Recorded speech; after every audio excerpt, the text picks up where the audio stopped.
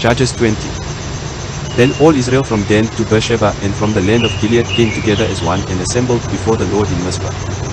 The leaders of all the people of the tribes of Israel took their places in the assembly of God's people, 400,000 men armed with swords. The Benjamites heard that the Israelites had gone up to Mizpah. Then the Israelites said, "Tell us how this awful thing happened." So the Levite, the husband of the murdered woman, said, "I and my concubine came to Gibeah in Benjamin to spend the night. During the night the men of Gibeah came after me and surrounded the house, intending to kill me. They raped my concubine, and she died. I took my concubine, cut her into pieces and sent one piece to each region of Israel's inheritance, because they committed this lewd and outrageous act in Israel. Now, all you Israelites, speak up and tell me what you have decided to do." All the men rose up together as one, saying, "None of us will go home. No, not one of us will return to his house. But now this is what we'll do to Gibeah, we'll go up against it in the order decided by casting lots. We'll take 10 men out of every 100 from all the tribes of Israel, and 100 from 1,000, and 1,000 from 10,000, to get provisions for the army.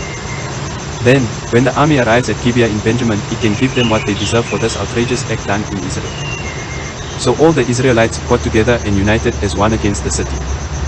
The tribes of Israel sent messengers throughout the tribe of Benjamin, saying, "What about this awful crime that was committed among you? Now turn those wicked men of Gibeah over to us, so that we may put them to death and purge the evil from Israel." But the Benjamites would not listen to their fellow Israelites. From their towns they came together at Gibeah to fight against the Israelites. At once the Benjamites mobilized 26,000 swordsmen from their towns, in addition to 700 able young men from those living in Gibeah. Among all these soldiers there were 700 select troops who were left-handed, each of whom could sling a stone at a hair and not miss. Israel, apart from Benjamin, mustered 400,000 swordsmen, all of them fit for battle. The Israelites went up to Bethel and inquired of God.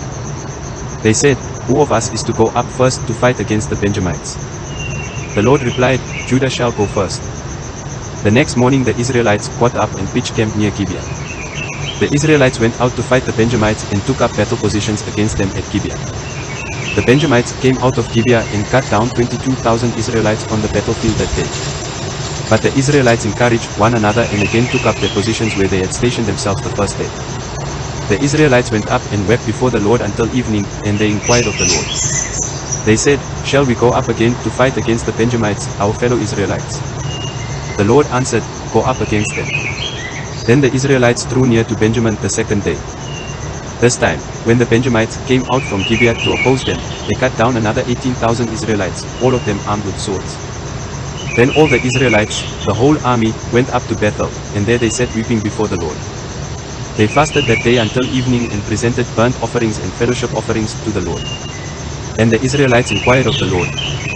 In those days the ark of the covenant of God was there, with Phinehas son of Eleazar, the son of Aaron, ministering before it.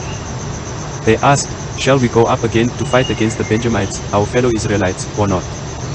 The Lord responded, "Go, for tomorrow I will give them into your hands." Then Israel set an ambush around Gibeah.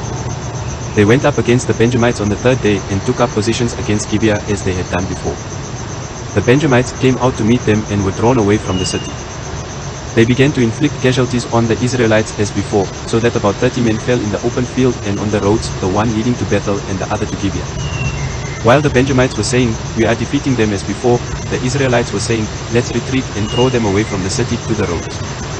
All the men of Israel moved from their places and took up positions at Baal-Tamar, and the Israelite ambush charged out of its place on the west of Gibeah. Then 10,000 of Israel's able young men made a frontal attack on Gibeah. The fighting was so heavy that the Benjamites did not realize how near disaster was. The Lord defeated Benjamin before Israel, and on that day the Israelites struck down Benjamites, all armed with swords. Then the Benjamites saw that they were beaten. Now the men of Israel had given way before Benjamin, because they relied on the ambush they had set near Gibeah. Those who had been in ambush made a sudden dash into Gibeah, spread out and put the whole city to the sword. The Israelites had arranged with the ambush that they should send up a great cloud of smoke from the city, and then the Israelites would counterattack. The Benjamites had begun to inflict casualties on the Israelites, about 30, and they said, "We are defeating them as in the first battle." But when the column of smoke began to rise from the city, the Benjamites turned and saw the whole city going up in smoke. Then the Israelites counterattacked, and the Benjamites were terrified, because they realized that disaster had come on them. So they fled before the Israelites in the direction of the wilderness, but they could not escape the battle.